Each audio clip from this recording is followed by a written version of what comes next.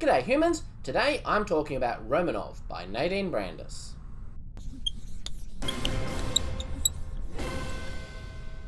Romanov by Nadine Brandes is a YA historical fantasy novel set in an alternate history where magic exists.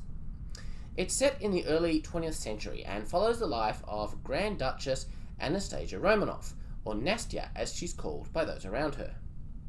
Nastya is a princess of Russia, but her father, the last of the Tsars, Nicholas II, has been removed from power by the Bolsheviks.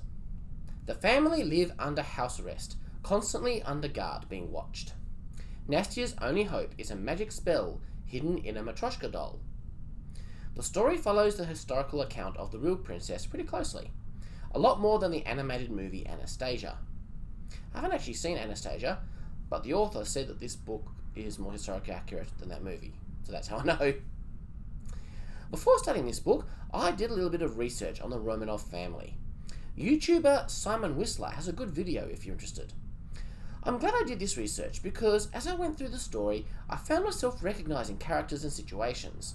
It kept me guessing how things would go, and there was a surprise or two waiting for me. I didn't know much about Russian history before this, so I enjoyed being swept into this world by the book. It's funny, when I think about Russia, I immediately think about it as a communist country, because that's what it was when I was growing up.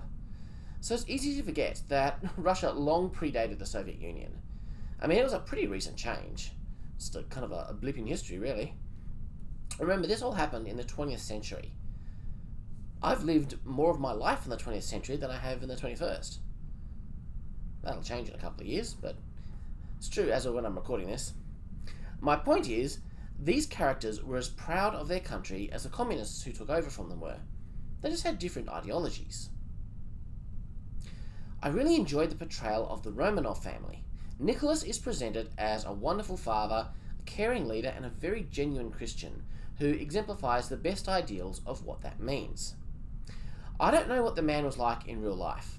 I can only assume that his people overthrew him for a reason. Whether it was a good or bad one, who knows. But in a book, you need your heroes to be sympathetic, and the Nicholas in this book is a guy that I'd like to hang out with.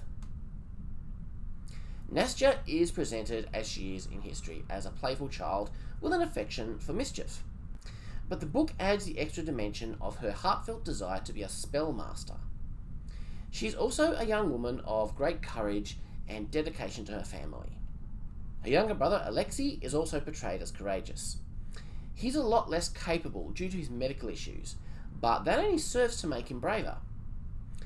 As for the magic system, it's not as complex or as developed as the system in the author's previous book, Forks. It's more open-ended. It's more J.K. Rowling than Brandon Sanderson. But you do get a sense that there's still some logic behind it all. Like most YA stories, it features a romantic subplot. But like all of Nadine's books, that romance has a bit of a different twist on it, one which makes things more interesting. And, just like many other of Nadine Brandes' works, this book explores themes of forgiveness and grace.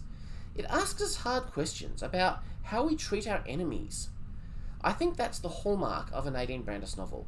It makes you think about the important stuff. This book is filled with heartbreak, determination, and the promise of hope. I wouldn't say it ends in triumph, but it definitely ends with a promise of hope.